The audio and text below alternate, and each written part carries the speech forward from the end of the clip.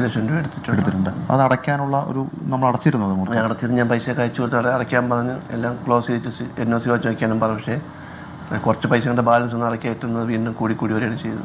നമ്മളത് ഈ സെൻട്രൽ ബാങ്കിൽ അടയ്ക്കാൻ വെച്ചിരുന്ന പൈസ കൂടിയ വന്നിരിക്കുന്നു. പിന്നുള്ളത് തട്ടത്തുമലയിലെ നമ്മളൊരു ബന്ധു, പേരൊന്നും പറയേണ്ട, ഒരു ബന്ധുവിൻ്റെ കയ്യിൽ നിന്ന് വാങ്ങിയൊരു പണമാണ്. ഹലോ ഫ്രണ്ട്സ്, എല്ലാവർക്കും നമസ്കാരം. റഹീം, വെഞ്ഞാറമൂട് കൂട്ടക്കൊല ചെയ്ത അഫാൻ്റെ അച്ഛൻ എത്ര വിഷമത്തോടു കൂടിയാണ് അദ്ദേഹം ജീവിക്കുന്നത് എന്നുള്ളത് സാധാരണപ്പെട്ട ഓരോരുത്തർക്കും അത് മനസ്സിലാവുന്ന കാര്യം തന്നെയാണ്. ഇദ്ദേഹത്തിൻ്റെ ഭാര്യ ഷെമി, അതോടൊപ്പം തന്നെ ഇദ്ദേഹത്തിൻ്റെ മകനായിട്ടുള്ള അഫാനും ഈ പറയുന്ന ഷെമിയും കൂടി ചെയ്ത ചില കാര്യങ്ങളാണ് ഈ പറഞ്ഞ ഇത്രയും കടങ്ങളൊക്കെ ആക്കിയെടുത്തത്. ഒരമ്മ എന്ന നിലയിൽ ഒരു മകനെ എങ്ങനെ വളർത്തണമെന്ന് മറന്നുപോയ ഒരു അമ്മയായിട്ടാണ് എനിക്കിവിടെ പറയുന്ന ഷെമിയെക്കുറിച്ച് ഓർക്കുമ്പോൾ തോന്നുന്നത്. കാരണം അമ്മയും മകനും കിട്ടുന്നതെല്ലാം ദൂർത്തടിച്ച് കാണുന്നിടത്തു നിന്നെല്ലാം കടം വാങ്ങി അത് തിരികെ ചോദിക്കുന്നവനെ കൊന്നുകളയുക എന്ന് പറയുന്ന ഒരു മാനസികാവസ്ഥയിലേക്ക് ചെറുക്കൻ മാറുന്നത് എങ്ങനെയെന്ന് നമുക്കിതിലൂടെ മനസ്സിലാക്കാനായിട്ട് പറ്റും. അമ്മ എന്ന് പറഞ്ഞു കഴിഞ്ഞാൽ മകനെ എങ്ങനെ വളർത്തണം എന്നുള്ളത് കൃത്യമായും പഠിക്കേണ്ട ഒരാൾ തന്നെയാണ്. ഇവിടെ പലയിടത്തു നിന്നും കടം വാങ്ങി ഈ മകൻ ചെയ്തു കൂട്ടാൻ പാടില്ലാത്ത പല കാര്യങ്ങളും ചെയ്തു. അവൻ നല്ല വിലയുള്ള വണ്ടികൾ ഉപയോഗിച്ചു തുടങ്ങി. ഇവിടെ ഈ പറയുന്ന അച്ഛൻ കുറേ വർഷങ്ങൾ കൂടി ഗൾഫിൽ കടന്ന് ജോലി ചെയ്യുകയാണ്. അദ്ദേഹം ആവുന്ന കാലം മൊത്തം കഷ്ടപ്പെട്ട ഒരു മനുഷ്യൻ തന്നെയാണ്. അദ്ദേഹം കഷ്ടപ്പെട്ടുണ്ടാക്കിയ ഒരു വീടാണ്. ഇവിടെ നാട്ടിൽ നോക്കിക്കഴിഞ്ഞാൽ ഇവർ പലരിൽ നിന്നും കാശ് മേടിച്ച കാശുകൾ ഇത്രയുണ്ടെന്ന് ഈ ഭർത്താവിനോട് അറിയിച്ചിട്ട് പോലുമില്ല. ഇപ്പോഴും ഈ അമ്മ സ്വന്തം ഭർത്താവിനോട് പറഞ്ഞിട്ടില്ല, ഞാൻ ഇങ്ങനെയൊക്കെ ഉണ്ട്, ഇത്ര രൂപ കടമുണ്ട് എന്നുള്ള കാര്യം പോലും പറഞ്ഞിട്ടില്ല. സ്വന്തം മകൻ ഇത്ര ആൾക്കാരെ കൊന്നു എന്ന് അറിഞ്ഞിട്ട് പോലും ഈ അമ്മയ്ക്ക് ഇപ്പോഴും മകനെ കാണണമെന്നുള്ള ഒരു ചിന്തയാണ്. ഈ പറയുന്ന റഹീമിനെ കൈക്കൊള്ളാനോ അല്ലെങ്കിൽ ഭാര്യയെ കൈക്കൊള്ളാനോ ആരും തയ്യാറാകുന്നില്ല. സ്വന്തം വീട്ടുകാർ പോലും തയ്യാറാകുന്നില്ല. കാരണം സ്വന്തക്കാരെ കൊന്ന ഒരു പയ്യൻ്റെ അച്ഛനെയും അമ്മയും കൈക്കൊള്ളാനായിട്ട് ആരും അങ്ങോട്ട് മുമ്പോട്ട് വരുന്നില്ല. ഇവരുടെ ഹോസ്പിറ്റലിലെ ചെലവുകളും കാര്യങ്ങളും വഹിച്ചത് കുറേ ഫ്രണ്ട്സും അതോടൊപ്പം തന്നെ MLA ഒക്കെ ചേർന്നാണ്. ഈ സ്വന്തക്കാരും ഇങ്ങോട്ട് അടുത്ത് വരുന്നില്ല. എന്തായാലും അദ്ദേഹം പറയുന്ന വാക്കുകൾ കേട്ട് കഴിഞ്ഞാൽ ഉണ്ടല്ലോ നമുക്ക് വിഷമം തോന്നും. എന്തായാലും അദ്ദേഹം പറയുന്ന കാര്യങ്ങളൊന്ന് നിങ്ങളൊന്ന് കേട്ട് നോക്കൂ.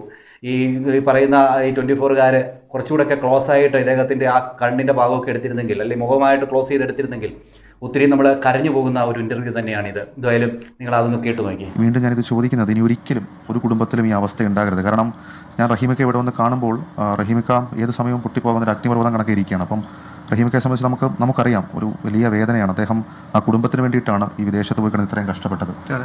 മാത്രമല്ല എടുക്കാൻ പറ്റാവുന്ന ദുരിതങ്ങളൊക്കെ എടുത്തു, നല്ലൊരു വീട് വെച്ചു, എല്ലാം സെറ്റിലായി എന്നിങ്ങനെ തോന്നുന്ന സമയത്താണ് സാമ്പത്തിക പ്രതിസന്ധിയും കോവിഡൊക്കെ ഉണ്ടാകുന്നത്. അതും ഈ കോവിഡിന് മുമ്പാണോ അതോ കോവിഡിന് ശേഷമാണ് ഈ സാമ്പത്തിക? കോവിഡിന് ശേഷമാണ് ഉണ്ടായത്. അതിന് മുന്നേ ഒരു കുഴപ്പമില്ല. അതിന് മുൻപ് ഞാനൊരു ഫോട്ടോ കണ്ടു, നിങ്ങളുടെ ഒരു കുടുംബ ഫോട്ടോ. അതിനകത്ത് നമ്മൾ ഇവരെല്ലാവരും ഉണ്ടായിരുന്നു, പലപേരുണ്ടായിരുന്നു. അത്രയും സന്തോഷത്തോടായിരുന്നു അതിന് മുൻപൊക്കെ സംസാരിച്ചിരുന്നത്. അതെ, സന്തോഷകരമായ ജീവിതമായിരുന്നു. ഇതെപ്പോഴാണ് നമ്മളുടെ ജീവിതത്തിനകത്തൊരു ട്രാജഡി ഉണ്ടാകുന്നത്? അത് ഈ കൊറോണയ്ക്ക് ശേഷം വന്നതാണ്. അതിന് മുന്നേ ഒരു കുഴപ്പമില്ല. നല്ല സന്തോഷകരമായ മക്കളും നമ്മളെല്ലാം സന്തോഷമായി ജീവിച്ചത്. അവർക്ക് വേണ്ടുന്നതെല്ലാം ഞാൻ ചെയ്ത് കൊടുത്തിട്ടുണ്ടായിരുന്നു. മക്കൾക്ക് വേണ്ടുന്നതെല്ലാം. ഒരു ബിസിനസ് ലോസ് എന്നാണ് ഞാൻ മനസ്സിലാക്കുന്നതല്ലേ? ഗൾഫിൽ വെച്ച് ബിസിനസ്സിൽ നഷ്ടമുണ്ടായി. നമ്മൾ ഈ 7 വർഷമാണെന്ന് തോന്നി അവിടെ. 6 വർഷം കഴിഞ്ഞ് 7 വർഷം. ഈ 6 വർഷമായിട്ടും നമ്മൾ ഈ പണം അയക്കുന്നുണ്ടായിരുന്നു നാട്ടിൽ? അയക്കുന്നുണ്ടായിരുന്നു. ആവശ്യം ചിലവുള്ള പൈസകളൊക്കെ ഞാൻ അയച്ചു കൊടുക്കാറുണ്ടായിരുന്നു.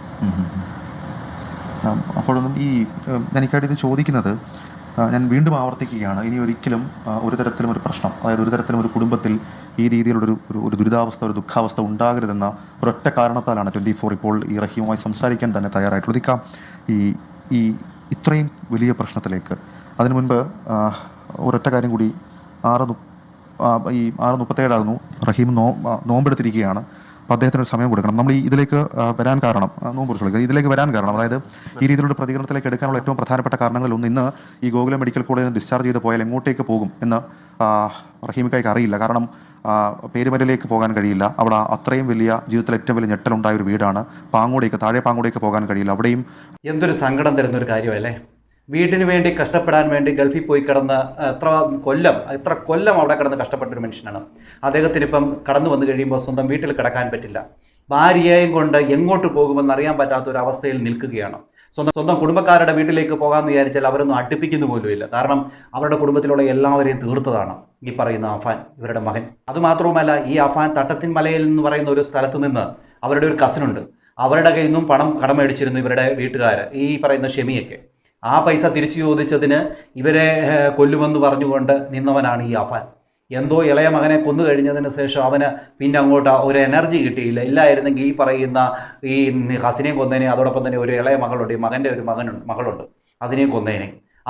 ഇവൻ പൈസ ചോദിച്ചു, നിങ്ങൾ എന്തിനാ ഇങ്ങനെ ദൂർത്തടിക്കുന്നതെന്ന് ചോദിച്ചപ്പോൾ ആ കൊച്ചു ചിരിച്ചത് ഇവന് ഇഷ്ടപ്പെട്ടില്ല. അവരെ തീർത്തേനെ അവൻ. പക്ഷേങ്കിൽ എന്ത് ചെയ്യാനാണ്, ഇവൻ്റെ അനിയനെ കൊന്ന സമയത്ത് ഇവൻ തളർന്നു പോയി. അത് കാരണമാണ് ഇവർ രക്ഷപ്പെട്ടത്. ഇതുമായാലും റഹീം പറയുന്ന ബാക്കി കാര്യം കേട്ടു നോക്കി. പോലീസ് ഉദ്യോഗസ്ഥർ നമ്മളോടൊരു കാര്യം പറഞ്ഞിട്ടുണ്ട്, ഈ ബാങ്കിൻ്റെ ഇടപെടലടക്കം. ഇക്കായ്ക്ക് അറിയാവുന്ന സാമ്പത്തിക ബാധ്യത എത്രയായിരുന്നു?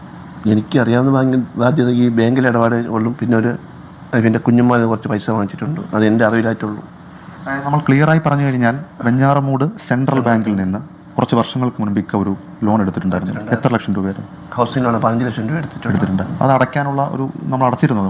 അടച്ചിരുന്ന് ഞാൻ പൈസ കഴിച്ചു കൊടുത്ത് അടയ്ക്കാൻ പറഞ്ഞ് എല്ലാം ക്ലോസ് ചെയ്തിട്ട് NOC വെച്ച് വയ്ക്കാനും പറഞ്ഞു. പക്ഷേ കുറച്ച് പൈസയുടെ ബാലൻസ് ഒന്ന് അടയ്ക്കാൻ എത്തുന്നത് വീണ്ടും കൂടി വരികയാണ് ചെയ്തത്.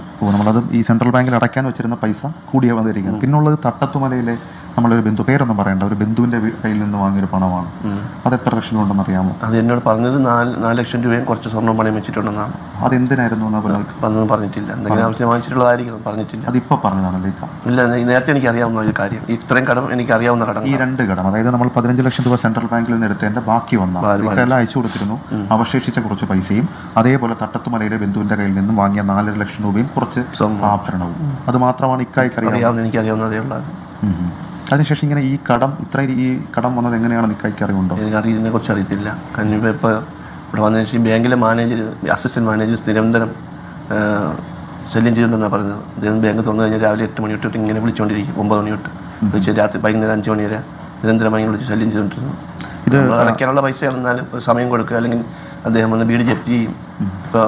ഇപ്പം 2 ദിവസം മുന്നേ പറഞ്ഞ് അദ്ദേഹം ഒപ്പിട്ട് വാങ്ങിച്ചു, വീട് ജപ്തി ചെയ്യും എന്നൊക്കെയാണ് പറഞ്ഞത്. അപ്പോൾ ഞാൻ തന്നെ അന്വേഷിച്ചത് അദ്ദേഹം എന്നോട് വളരെ രൂക്ഷമായി സംസാരിച്ചു. അസിസ്റ്റന്റ് മാനേജർ നേരത്തെ സംസാരിച്ചു. ഇന്നലെ അദ്ദേഹത്തെ കാണാൻ പോയിരുന്നപ്പോൾ അദ്ദേഹം ഇതുവരെ പറഞ്ഞു, രൂക്ഷമായി സംസാരിച്ചു. ഞാൻ പറഞ്ഞിട്ടാണ് നിങ്ങളെ മകൻ എല്ലാവരും കൊണ്ടുവന്നൊക്കെ ചോദിച്ചു. അപ്പോൾ നിങ്ങളുടെ നിമിത്തം എൻ്റെ കുടുംബം നശിച്ചു പോയി, നിങ്ങൾ ഇത്രയും പ്രശ്നങ്ങൾ ഉണ്ടാക്കിയത് കൊണ്ടാണ് എന്ന് ഞാൻ പറഞ്ഞായിരുന്നു. ഇതൊരു പുതിയ വിവരമാണ്. ഇതാണ് ഞാൻ പ്രേക്ഷകരോട് പറയാനുണ്ടെന്ന് പറഞ്ഞൊരു കാര്യം. അതായത് വെഞ്ഞാറമൂട് സെൻട്രൽ ബാങ്കിലെ ഒരു അസിസ്റ്റന്റ് മാനേജർ, ഇത് പോലീസും നമ്മളോട് സ്ഥിരീകരിച്ചൊരു കാര്യമാണ്. ഒരു അസിസ്റ്റന്റ് മാനേജർ നിരന്തരം റഹീമിന്റെ കുടുംബത്തെ ഈ പണത്തിന്റെ പേരിൽ എനിക്ക് തോന്നുന്നു ഒരു പേപ്പറൊക്കെ ഒപ്പിട്ട് വാങ്ങി. അത് എന്നായിരുന്നു ഈ സംഭവത്തിന്? ഏത് ദിവസം മുമ്പ്? ഞാൻ അറിഞ്ഞത് സംഭവം പറഞ്ഞത്. അതായത് ജപ്തി ചെയ്യാൻ തടസ്സമില്ല എന്ന് പറഞ്ഞൊരു പേപ്പർ പറഞ്ഞിരുന്നത്. അത് നിർണായകമായ മൊഴിയാണ്. കാര്യം ഷമിയുടെ മൊഴി ഇപ്പോഴും നമുക്ക് വിശദമായി പോലീസിന് എടുക്കാൻ കഴിഞ്ഞിട്ടില്ല. അപ്പോൾ അങ്ങനെ ഒരു ബാധ്യതയിൽ ഒരു നിരന്തരമായിട്ടൊരു ബുദ്ധിമുട്ടിക്കൽ ബാങ്കിന്റെ ഭാഗത്തു നിന്നുണ്ടായി എന്നുള്ളത് ഇപ്പോൾ റഹീമിന്റെ ഭാര്യ ഷമി ദിവസം മുമ്പ് ബാങ്കിൽ നിന്ന് വിളിച്ച് ഈ പറയുന്ന റഹീമിനെ പിന്നെയും ടോർച്ചർ ചെയ്യുകയാണ്. ഇതേ ടോർച്ചറിങ് ആയിരുന്നു ഇതിനു മുമ്പും ഈ പറയുന്ന ഷെമിയോടും കുടുംബത്തോടും ചെയ്തത്. അപ്പോൾ അങ്ങനെ ടോർച്ചർ സഹിക്കാൻ പറ്റാതെയാണ് ഇങ്ങനെ ഒരു തീരുമാനത്തിലേക്ക് അഫാൻ പോയത് എന്ന് നമുക്കറിയില്ല. എന്തായാലും അതൊക്കെ പോലീസുകാർ അന്വേഷണത്തിൻ്റെ രീതിയിൽ വരുന്നുണ്ട്. പക്ഷെങ്കിൽ അതല്ല അവിടുത്തെ വിഷയം. ഇപ്പോൾ ഇത്രയും വിഷയം നടന്ന് ഇത്രയും പേര് കൊലപ്പെട്ട ഒരു കുടുംബത്തിലെ ഒരു ഗൃഹനാഥനോട് പിന്നെയും ബാങ്കുകാർ വിളിച്ചിട്ട് പിന്നെയും ടോർച്ചർ കൊടുത്തുകൊണ്ടിരിക്കുകയാണ്, പൈസ തിരിച്ചടയ്ക്കുമെന്ന്. ഈ റഹീം പറഞ്ഞിട്ടും അത് കേൾക്കുന്നില്ല. അസിസ്റ്റന്റ് മാനേജർ എന്താണ് ചെയ്യുന്നതെന്ന് നമുക്ക് മനസ്സിലാവുന്നില്ല. ഓക്കെ, നിങ്ങൾക്ക് ഈ ജോലിയിൽ നിങ്ങൾക്ക് അവിടുന്ന് പ്രഷർ ഉണ്ടാകാം, ജോലി സ്ഥലത്തു നിന്നുള്ള അല്ലെങ്കിൽ നിങ്ങളുടെ മുകളിൽ നിന്നുള്ള പ്രഷറൊക്കെ ഉണ്ടാകാം ജോലിയിൽ. പക്ഷേ എന്ന് വെച്ചെങ്കിലും ഒരു മാനുഷിക പരിഗണന എന്ന നിലയിൽ നിങ്ങൾക്ക് കുറച്ചുകൂടെയൊക്കെ ഒരു സമയം എടുത്തിട്ട് ഈ കാര്യത്തെക്കുറിച്ച് ഒന്ന് ചിന്തിക്കാമായിരുന്നു, ഇല്ലേ? ഇതൊന്നും ഇല്ലാതെ ഈ പറയുന്ന ഈ പാവം ഈ റഹീമിൻ്റെ മണ്ടയിലോട്ട് പിന്നെയും ടോർച്ചറുകൾ കൊടുത്തുകൊണ്ടിരുന്നു കഴിഞ്ഞാൽ വലിയ കഷ്ടമാണ്. നമുക്ക് തന്നെ ഇതങ്ങോട്ട് അംഗീകരിച്ച് തരാനായിട്ട് പറ്റുന്നില്ല. പാവം ഒത്തിരിയും കഷ്ടപ്പെട്ടതാണ്. ഒരു കുടുംബത്തെ പോറ്റാൻ വേണ്ടി ആവുന്ന കാലം മൊത്തം ഗൾഫിൽ കിടന്ന് കഷ്ടപ്പെട്ട ഒരു മനുഷ്യനാണ്. ഇനി എങ്ങനെയാണ് അദ്ദേഹത്തിന് ഇതൊക്കെ ഒന്ന് പിന്നെ ഉണ്ടാക്കിയെടുക്കാനായിട്ട് പറ്റുന്നത്? പണിത വീട്ടിൽ പോലും ഒന്ന് കിടക്കാനായിട്ട് പറ്റിയില്ല ആ മനുഷ്യന് സ്വൈര്യത്തോടെ. എന്താ അവസ്ഥയാണ്? ഇനി എങ്ങനെയാണ് ആ വീട്ടിലോട്ടൊന്ന് പോകുന്നത്? മക്കളുടെയും ഈ പറയുന്ന ഫർസാന എന്ന് പറയുന്ന പെങ്കൊച്ചിൻ്റെയും അതോടൊപ്പം തന്നെ മകൻ്റെയും ഒക്കെ ഒരു ശബ്ദം അങ്ങയുടെ ആ ചെവിയിൽ ഇങ്ങനെ അടിക്കത്തില്ലേ? എന്താണ് ഈ അവസ്ഥ? എന്താണ് ഇനി സാധാരണപ്പെട്ട ആൾക്കാർ ആരെങ്കിലുമൊക്കെ ഇനി സഹായിച്ചിട്ട് വേണം ഇങ്ങേർക്ക് ഒന്ന് നിലനിൽക്കാനായിട്ട്. ഈ ഒരു നോമ്പ് കാലത്ത് ആരെങ്കിലുമൊക്കെ ഇവരെ സഹായിക്കട്ടെ എന്നാണ് എനിക്ക് പറയാനുള്ളത്. ഇതുമാത്രമല്ല, ഈ അഫാൻ സ്നേഹിച്ചിരുന്നു എന്ന് പറയുന്ന ഫർസാനയുടെ വീട്ടിൽ പോയി ഫർസാനയുടെ മാതാപിതാക്കളെ കണ്ടോ എന്നുള്ളൊരു ചോദ്യം മീഡിയക്കാർ ചോദിക്കുന്നുണ്ട്. അതിന് മറുപടിയായിട്ട് ഈ പറയുന്ന റഹീം പറയുന്നൊരു കാര്യമുണ്ട്, എനിക്ക് പോയി കാണണമെന്നൊക്കെ ഉണ്ട് എന്ന് തോന്നിയിരുന്നു എന്നൊക്കെ പറയുന്നുണ്ട്. ഇതെല്ലാം നമ്മളതൊന്ന് കേട്ടു നോക്കാം. ഇതൊരു പൊരുത്തപ്പെടലിൻ്റെ ഒക്കെ ഒരു മാസമാണിത്. ഈ ഫർസാനയുടെ വീട്ടിലേക്ക് പോകാൻ, അവരോടൊന്ന് സംസാരിക്കാൻ അങ്ങനെ ആലോചന വല്ലതും ഉണ്ടോ? കാര്യം ഇതിനകത്തൊന്നും അറിഞ്ഞൊരാളല്ല. പക്ഷേ എങ്കിലും മകന് വേണ്ടിയിട്ടൊന്ന് പോയി അങ്ങനെ എന്തെങ്കിലും ആലോചനയുണ്ടോ? അത് തോന്നിയിട്ടുണ്ട്. ഇതൊന്ന് പോയി കാണണമെന്നൊരു ആഗ്രഹം ഉണ്ടായിരുന്നു. ഫർസാനയുടെ വീട്ടിൽ പോയി കാണണമെന്നൊരു ആഗ്രഹമുണ്ട്. അവർക്കും ഒരു വലിയ നഷ്ടമാണ് അവരുടെ ജീവിതത്തിൽ ഉണ്ടായത്. വീട്ടിൽ പോകണമെന്ന് എനിക്ക് ആഗ്രഹമുണ്ട്. അവരും ഈ പറയുന്ന അവർക്കും ഇതിനെക്കുറിച്ച് കാര്യമായ അറിവൊന്നുമില്ല. ഇല്ല. പക്ഷേങ്കിലും എനിക്ക് തോന്നുന്നു ഒരു പക്ഷേ നിങ്ങൾ രണ്ടുപേരും തുല്യ ദുഃഖിതരുമാണ്. അതെ. രണ്ടുപേർക്കും നഷ്ടങ്ങൾ മാത്രമാണ് ജീവിതത്തിൽ ഉണ്ടായിട്ടുള്ളത്. അവരിലാരും വിളിച്ചിരുന്നു അവരുടെ ഇല്ല, ബന്ധുക്കൾ? എല്ലാവരും വിളിച്ചിട്ടില്ല. ആരും വിളിച്ചിട്ടില്ല. ആരും വിളിച്ചിട്ടില്ല. നമുക്ക് വരും ദിവസങ്ങൾ ഉറപ്പായിട്ട് അവരോടൊരു പൊരുത്തം അത് സ്വീകരിക്കേണ്ടതായിട്ടുണ്ടെന്ന് തോന്നുന്നു. കാരണം ആ മനോവിഷമം കൂടെ നിങ്ങൾക്ക് ജീവിതകാലം മുഴുവൻ ഇരിക്കേണ്ട കാര്യമില്ല. അതെ ആണ്. ഇപ്പം എൻ്റെ മനസ്സിൽ ഈവൻ ഞാൻ ചോദിക്കുന്നത് വേറൊന്നും കൊണ്ടല്ല, ഈ മുന്നോട്ടുള്ള ജീവിതം ഇനി എങ്ങനെ, ഇപ്പം നമ്മൾ ഈ നടന്ന കുറേ ദിവസങ്ങൾ കഴിഞ്ഞു, ക്ഷമി ഡിസ്ചാർജ് ആവുകയാണ്, ഇനി മുന്നോട്ട് എങ്ങനെയെന്നൊരു ചോദ്യമുണ്ട്. അതിന് ഉത്തരം ഇപ്പോൾ ഇതുവരെയുള്ള ചികിത്സയെല്ലാം എന്നെ സഹായിച്ചിട്ടുള്ളത് നമ്മുടെ സുഹൃത്തുക്കളായ 2 പേരാണ്. ഷമീം മണ്ണാമ്പച്ച അബൂബക്കർ, പിന്നെ നമ്മുടെ ബഹുമാനപ്പെട്ട MLA sir DK Murali sir, അദ്ദേഹത്തിൻ്റെ കയ്യിൽ നിന്നെല്ലാം ചെയ്തു തന്നിട്ടുണ്ട്. അതെല്ലാം ചെയ്താണ് നമ്മളിവിടെ പൈസ അടച്ചിട്ടുള്ളത്. ഇന്നുവരെയുള്ള പൈസ അടച്ചിട്ടുള്ളത്. ഇനിയുള്ള ജീവിതം എന്താണെന്ന് ചോദിച്ചാൽ സാമ്പത്തികമായ കയ്യിലൊന്നുമില്ല. 1 രൂപയോ ഒരു സ്വർണ്ണമോ മറ്റോ കാര്യങ്ങളൊന്നും കൈവശമില്ല. എങ്ങനെ മുന്നോട്ട് പോകുമെന്ന് ചോദിച്ചാൽ വലിയൊരു ബുദ്ധിമുട്ട് നിൽക്കുന്ന സമയമാണ്. എങ്ങനെ മുന്നോട്ട് പോകുന്ന അറിയത്തില്ല. എന്തൊരു കഷ്ടമാണല്ലേ. ഇനി അങ്ങരുടെ കയ്യിൽ ഒന്നുമില്ല, സ്വർണവുമില്ല, പൈസയുമില്ല, ഒന്നുമില്ല. ഇനി എങ്ങനെയാണെന്ന് ഒരു ക്വസ്റ്റ്യൻ മാർക്ക് മാത്രമേ ഉള്ളൂ അങ്ങരുടെ മുമ്പിൽ. വളരെ കഷ്ടം, വളരെ ദയനീയമാണ്. ഇദ്ദേഹത്തെ സഹായിക്കാനായിട്ട് നല്ല മനസ്സുകളുള്ള ആരെങ്കിലും എത്തുമെന്ന് നമുക്ക് പ്രതീക്ഷിക്കാം. എന്തുമായാലും പാവം പിടിച്ച ഈ റഹീമിൻ്റെ കാര്യം ഓർക്കുമ്പോൾ നമുക്ക് വിഷമം തോന്നുന്നുണ്ട്. പിന്നെ അതുമല്ല, ആ ബാങ്ക് മാനേജർ കാണിച്ച കാര്യം ഒട്ടും അങ്ങോട്ട് അംഗീകരിക്കാനും നമുക്ക് പറ്റത്തില്ല. കുറച്ചുകൂടെയൊക്കെ നിങ്ങൾക്കൊന്ന് വെയിറ്റ് ചെയ്യാമായിരുന്നു. വെയിറ്റ് ചെയ്തതിന് ശേഷം അദ്ദേഹത്തോട് കാര്യങ്ങൾ പറയാമായിരുന്നു, ഇല്ലേ?